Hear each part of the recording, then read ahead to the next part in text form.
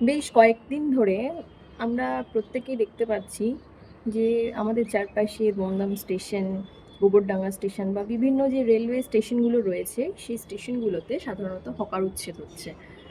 তো এটা তো আর কিছু অজানা কোনো বিষয় নয়। এটা আমরা মোটামুটি প্রত্যেকেই জেনে গেছি। তারা অবৈধ নির্মাণ করেছে, তাদেরকে কে পারমিশন দিয়েছে ওই রেলের জায়গায় নিজেরা দোকান করে বসার, সে তো একদমই ঠিক। কিন্তু একটা কথা চিন্তা করুন, আপনি আমি যদি চাই যে সেখানে গিয়ে আমরা একটা দোকান খুলে বসবো, আমরা কি সেটা করতে পারতাম? আমাদের পক্ষে কি কোনোদিন সম্ভব হতো যে আমরা একটা হয়তো ফুড স্টল দিতে চাইছি বা কিছু দিতে চাইছি, আমরা নিজের ইচ্ছা মতন কি দিতে পারতাম? আমার কিন্তু মনে হয় না, বা আপনারা সবাই জানেন যে আমরা কোনোদিন কিন্তু পারতাম না। এখন যদি তাদের হঠাৎ করে উচ্ছেদের কথা বলা হয়, তারা হঠাৎ করে কি একটা বড় দোকান খুলে ফেলতে পারবে? হঠাৎ করে তারা একটা দোকান খুলে ফেলতে পারবে? নতুন দোকান তারা তৈরি করতে পারবে? আমার তো মনে হয় না সেটা পারবে। আবার তার মধ্যে আবার বেশ কিছু মানুষ বলছে যে, কে বলেছে হকাররা গরিব? আপনি চাকরি করতে যান, চাকরি করতে যাওয়ার সময় আপনি যে বেতন পান তার থেকে হয়তো বেশ ভালো মোটা অঙ্কের টাকা হয়তো তারা প্রত্যেক মাসে খেটে ইনকাম করে। কিন্তু আপনি একটা কথা চিন্তা করুন, আপনি যে অফিসে যাচ্ছেন এবং তাদের থেকে আপনি রোজ কিছু না কিছু কিনছেন, খাচ্ছেন। যদি তারা না থাকে তাহলে আপনি কোথা থেকে খাবেন? রোজ 50 টাকা 70 টাকা দিয়ে আপনি চা লস্যি খেতে পারবেন? তাদের মতন এরকম হকার রয়েছে বলে কিন্তু আপনার জীবনযাত্রার মানটা আরেকটু ইজি হয়েছে। মানে আপনি একটা কম টাকায় জিনিস কিনতে পাচ্ছেন। একটা বড় দোকান থেকে যদি একটা কিছু কিনতে যান, একটা চিপস কিনতে যান বা একটা চা কিনতে যান, বোতল কিনতে যান, তার যে দামগুলো নির্ধারণ করা থাকে, আপনি যদি ভালো করে খেয়াল করেন, ট্রেনে যারা হকারি করে তাদের যা জলের দামের বোতল, দুটো কি সেম? সবার পক্ষে তো সম্ভব না। যারা দিন আনে দিন খায় তাদের জল তেষ্টা পেলে তারা কি করবে? আমাদের দীর্ঘদিনের ইনকাম কিন্তু বাড়ছে না। আপনি যদি ভালো করে ঘেঁটে দেখেন, ভেবে দেখেন, আমাদের কিন্তু প্রত্যেকের ইনকাম কিন্তু যে খুব ভাবে বাড়ছে সেটা নয়। কিন্তু আমাদের দৈনন্দিন জীবনে যে জিনিসপত্রের দাম তা কিন্তু বেড়েই চলেছে।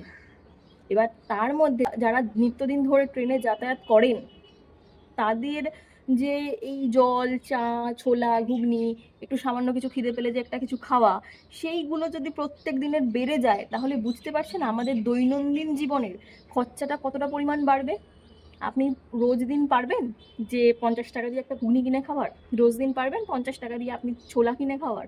কিন্তু সেই জায়গাতে দাঁড়িয়ে কিন্তু হকাররা আপনাকে দিচ্ছিল 10 টাকার ছোলা, 20 টাকার ছোলা। তো এই জিনিসগুলো একটু ভেবে দেখবেন। অবশ্যই এটা ঠিক যে রাস্তা জুড়ে থাকলে যারা আমরা পথচারী রয়েছি তাদের কিন্তু যাতায়াতে সমস্যা হয়। তাদের যাতায়াতে যথেষ্ট সমস্যা হয়, কিন্তু তাই বলে সেটা একেবারে উচ্ছেদ করে সমাধান করা যায় না।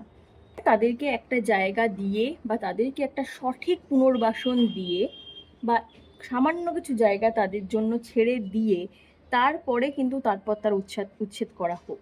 রোদে পুড়ে যারা জলে ভিজে রাস্তায় ব্যবসা করেন, তারা কিন্তু অপরাধী নয়। নিয়মের মধ্যে অবশ্যই আসা উচিত, এটা নিয়ে কোনো সন্দেহই নেই। অবশ্যই নিয়মের মধ্যে আসা উচিত, কিন্তু এইভাবে উচ্ছেদে নয়। কারণ তাদেরও পরিবার চলে, তারাও কিন্তু ছেলে মেয়ে সন্তান সব কিছু নিয়ে কিন্তু তাদের সব কিছু। তো আজকে যদি তাদের দোকান উচ্ছেদ করে দেওয়া হয়, পরবর্তী দিনগুলো তাদের কিভাবে কাটবে সেটা কিন্তু অবশ্যই সরকারের ভাবা উচিত। আর আর হকার কিন্তু সবাই বড়লোক হয় না, যেটা আপনারা বলতে চাইছেন অনেকে, যে হকাররা হকারি করে বড়লোক। যারা বড়লোক, দেখুন আপনি কয়েকজনকে বিচার করতে পারেন না। ঠিক আছে, কয়েকজনকে বিচার করতে পারেন না। যেই লোকটা গলায় দড়ি বেঁধে ছোলা বিক্রি করছে, তাকে আপনি বড়লোকের ক্যাটাগরিতে ফেলতে পারেন না।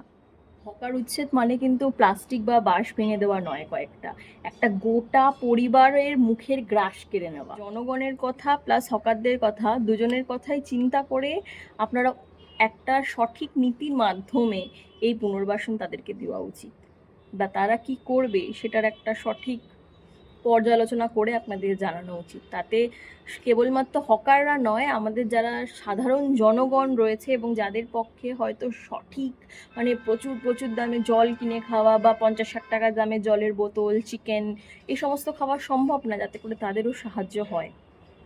যদি কিছু ভুল বলে থাকি তাহলে অবশ্যই জানাবেন।